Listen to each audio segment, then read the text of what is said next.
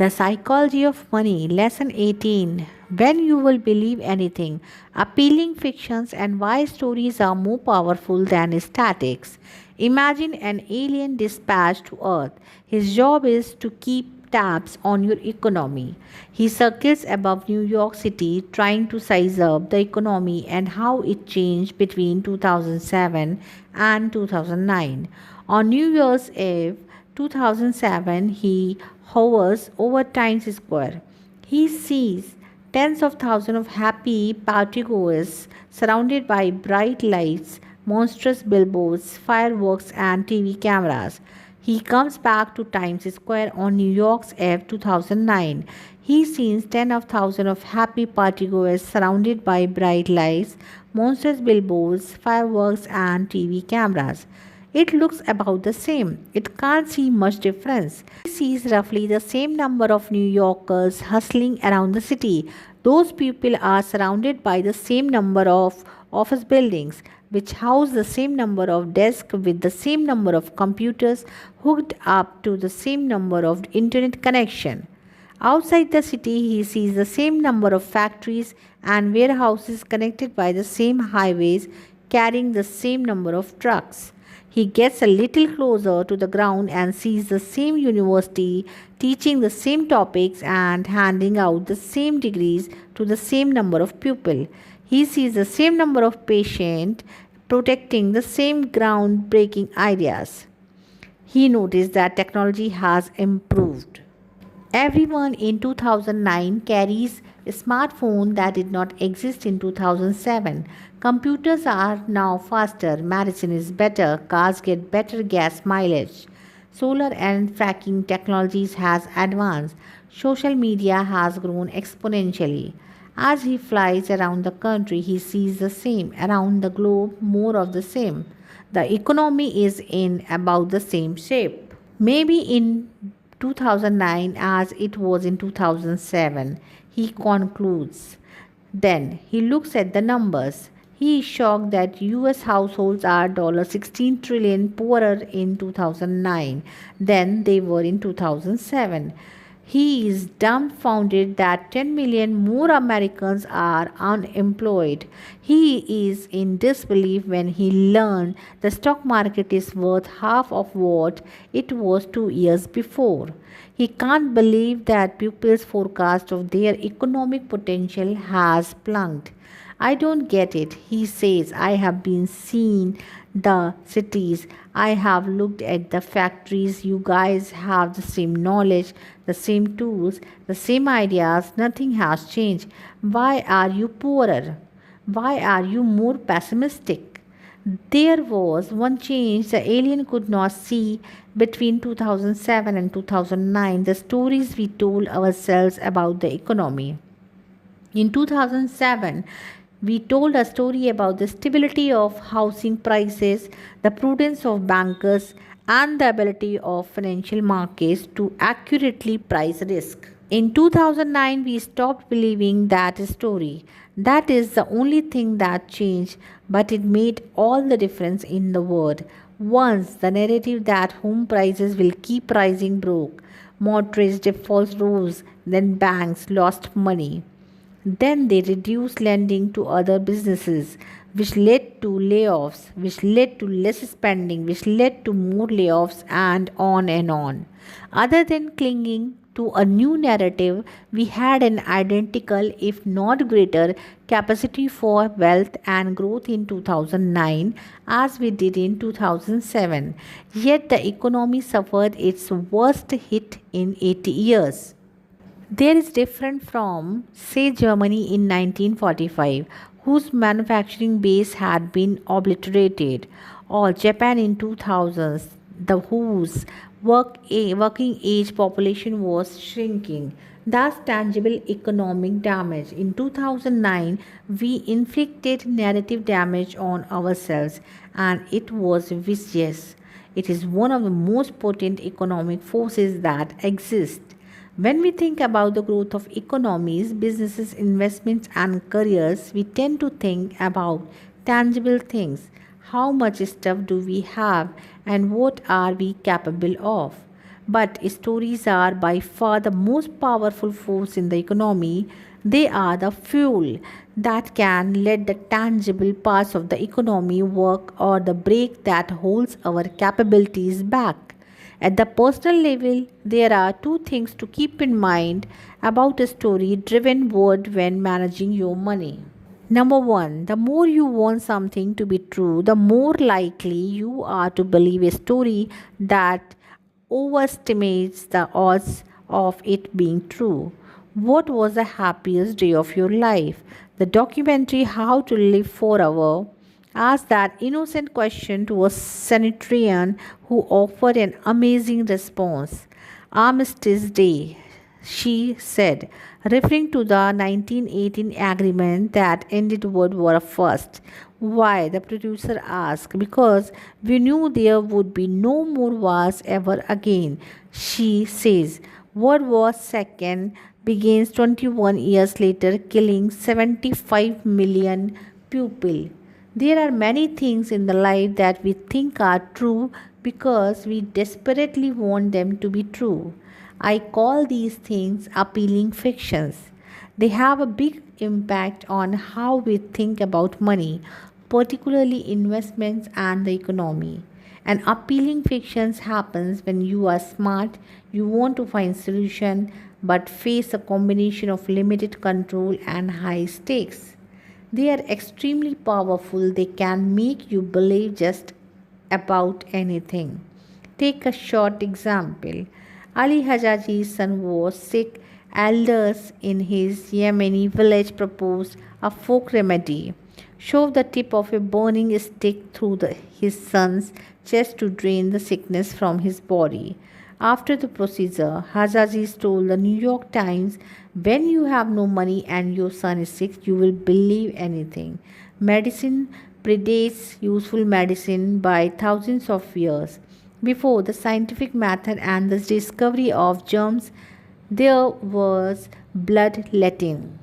Starvation therapy, cutting holes in your body to let the evils out, and other treatments that did nothing but hasten your demise. It seems crazy, but if you desperately need a solution and a good one is not known or readily available to you, the path of least resistance is towards Hajaji's reasoning, willing to believe anything, not just try anything but believe it. Chronicling the Great Plague of London, Daniel Defoe wrote in 1722, the people were more addicted to prophets and astrological conjurations, dreams, and old wives' tales than ever they were before or since. Almonses frightened them terribly. The posts of houses and corners of the street were plastered over with doctors' bills and papers of ignorant fellow, quaking and inviting the pupil to come to them for remedies, which was generally set off with such flourishes as these: infallible preventive pills against the plague, never failing preservatives against the infection, sovereign cordials against the corruption of the ear. The plague killed a quarter of Londoners in 18 months. You will believe just about anything when the stakes are that high. Now think about how the same set of limited information and high stakes impact our financial decisions. Why do people listen to TV investment commentary that has little track record of success? Partially because the stakes are so high in investing. Get a few stock picks right and you can become rich without much effort. If there is a 1% chance that someone's prediction will come true and it coming true will change your life, it is not crazy to pay attention, just in case. And there are so many financial opinions that once you pick a strategy or side, you become invested in them both financially and mentally. If you want a certain stock to rise tenfold, that is your tribe. If you think a certain economic policy will spark hyperinflation, that's your side. These may be low probability bets. The problem is that viewers can't or don't calibrate low odds like a 1% chance. Many default to a firm belief that what they want to be true is equivocally true, but they are only doing that because the possibilities of a huge outcome exist. Investing is one of the only fields that offers daily opportunities for extreme rewards. People believe in financial quackery in a way they never would for, say, whether quackery because the rewards for correctly predicting what the stock market will do next week are in a different universe than the rewards for predicting whether it will be a sunny or rainy next week. Consider that 85% of actual mutual funds underperformed their benchmark over the 10 years ending 2018. That figure has been fairly stable for generation. You would think an industry with such poor performance would be a niche service and have a hard time staying in business. But there is almost $5 trillion instead in these funds. Give someone the chance of investing alongside the next Warren Buffett, and they will believe with such faith that millions of people will put their life savings behind it. Or take Bernie Madoff. In hindsight, his Ponzi schemes should have been obvious. He reported returns that never varied. They were audited by a relatively unknown accounting firm, and he refused to release much information on how the returns were achieved. Yet, Madoff raised billions of dollars from some of the most sophisticated investors in the world. He told a good story and people wanted to believe it. This is a big part of why room for error, flexibility and financial independence, important themes discussed in previous chapter, are indispensable. The bigger the gap between what you want to be true and what you need to be true to have an acceptable outcome, the more you are protecting yourself from falling victim to an appealing financial fiction. When thinking about room for error in a forecast, it is tempting to think that potential outcomes ranges from you being just right enough to you being very, very right. But the biggest risk is that you want something to be true so badly that the range of your forecast is not even in the same ballpark as reality. In its last 2007 meeting, the Federal Reserve predicted what economic growth would be in 2008 and 2009. Already weary for a weakening economy, it was not optimistic. It predicted a range of potential growth: 1.6% growth on the low end, 2.8% on the high end. That was its margin of safety, its room for error. In reality, the economic contracted by more than 2%, meaning the Fed's low end estimate was off by almost threefold. Hard for a policymaker to predict an outright recession because a recession will make their careers complicated. So, even worst case projection rarely expect anything worse than just slowish growth. It is an appealing fiction and it's easy to believe because expecting anything worse is too painful to consider. Policymakers are easy targets for criticism, but all of us do this to some extent, and we do it in both directions. If you think a recession is coming and you cash out your stocks in anticipation, your view of the economy is suddenly going to be by what you want to happen. Every blip, every anecdote will look like a sign that doom has arrived. Maybe not because it has, but because you want it. Incentives are a powerful motivator, and we should always remember how they influence our own financial goals and outlooks. It can't be overstated. There is no greater force in finance than room for error, and the higher the stakes, the wider it should be. Number two, everyone has an incomplete view of the world, but we form a complete narrative to fill in the gaps. My daughter is about a year old as I write this. She is curious about everything and learns so fast, but sometimes I think about all the stuff she can't comprehend. She has no idea why her dad goes to work every morning. The concept of bills, budget, careers, promotions, and saving for retirements are completely foreign to her. Imagine trying to explain the Federal Reserve credit derivatives or NAFTA to her. Impossible. But her world is not dark. She does not wander around in confusion. Even at a year old, she's written her own internal narrative of everything works. Blankets keep you warm, mom's snuggles keep you safe, and date stays good. Everything she comes across fits into one of a few dozen mental models she is learned. When I go to work, she doesn't stop in confusion wondering what salary and bills are. She has a crystal clear explanation of the situation. Dad is not playing with me and I wanted him to play with me. So I'm sad. Even though she knows little, she doesn't realize it because she tells herself a coherent story about what's going on based on the little she does know.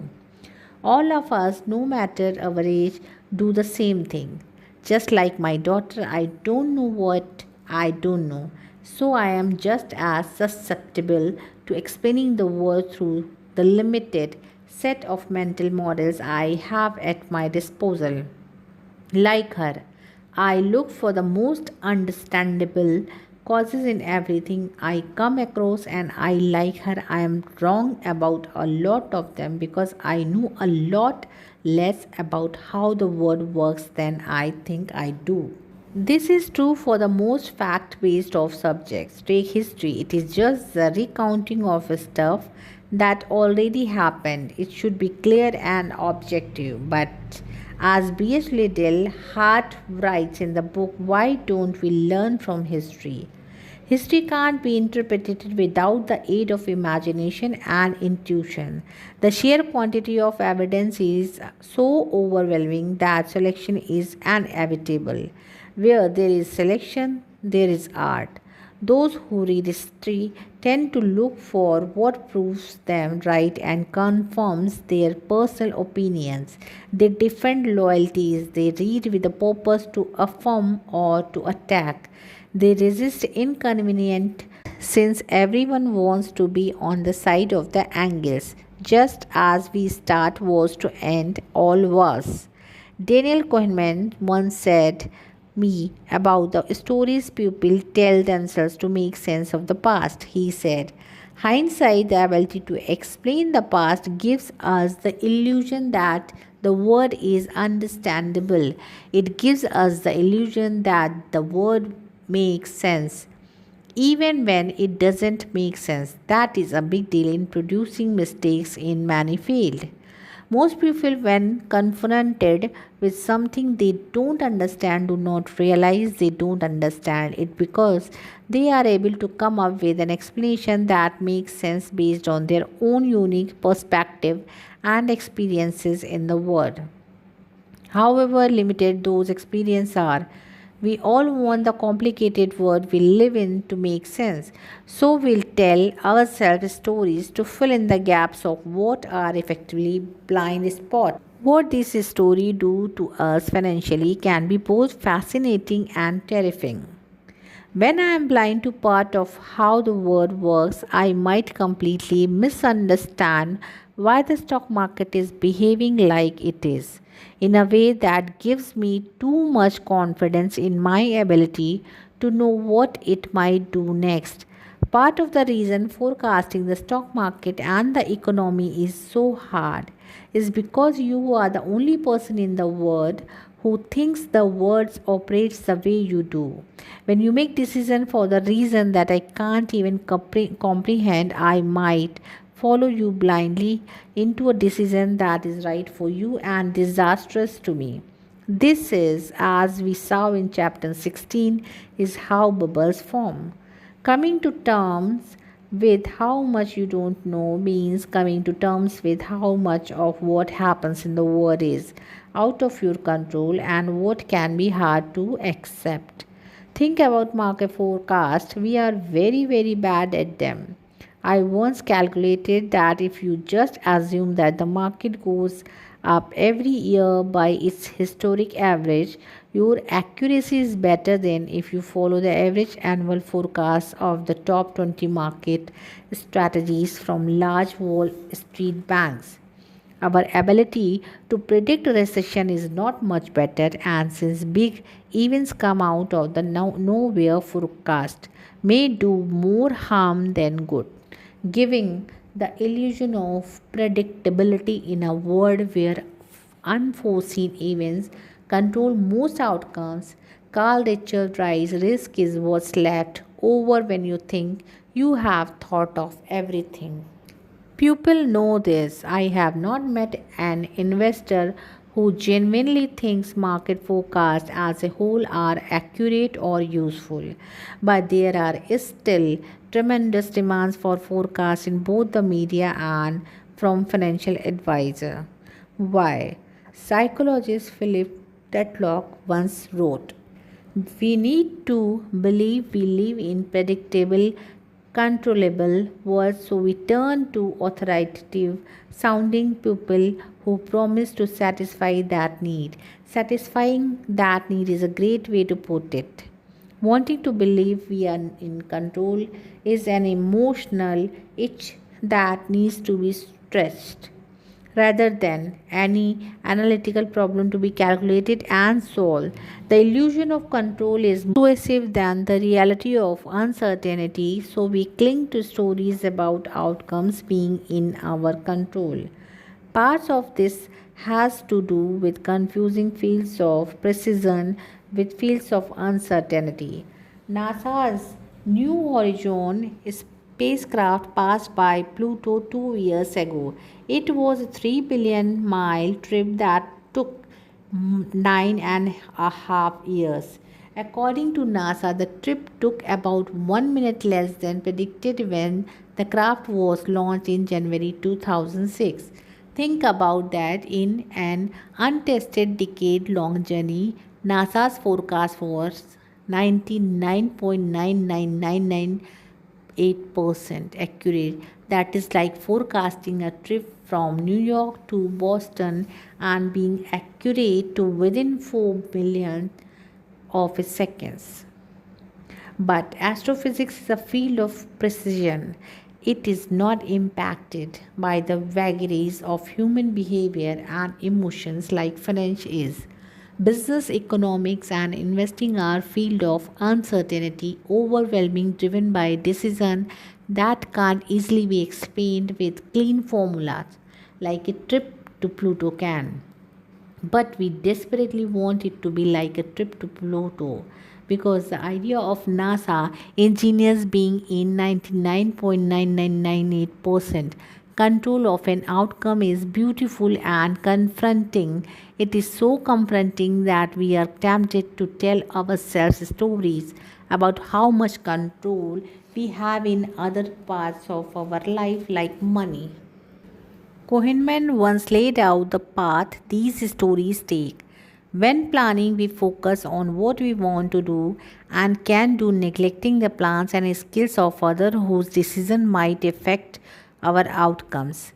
Both in explaining the past and in predicting the future, we focus on the casual role of skill and neglect the role of luck. We focus on what we know and neglect what we do not know, which makes us overly confident in our beliefs. He describes how this impacts business.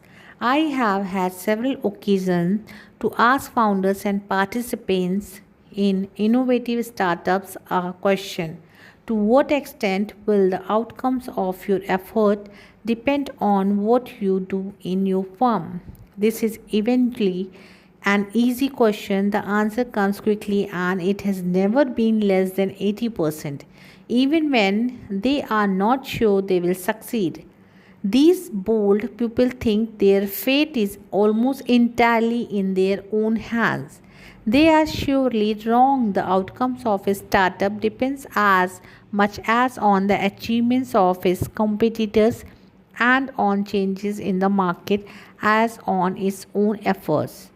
However, the entrepreneurs naturally focus on what they know best, their plans and action, and the most immediate threats and opportunities, such as availability of funding. They know less about their competitors and therefore find it natural to imagine a future in which the competition plays little part. We all do this to some extent, and like my daughter, it does not bother us a bit. We don't wander around blind and confused. Have to think the world we operate in makes sense based on what we happen to know. I would be too hard to get out of bed in the morning if you felt otherwise. But the alien circling over Earth, the one who's confident he knows what's happening based on what he sees but turns out to be completely wrong because he can't know the stories going on inside everyone's else's head. He is all of us.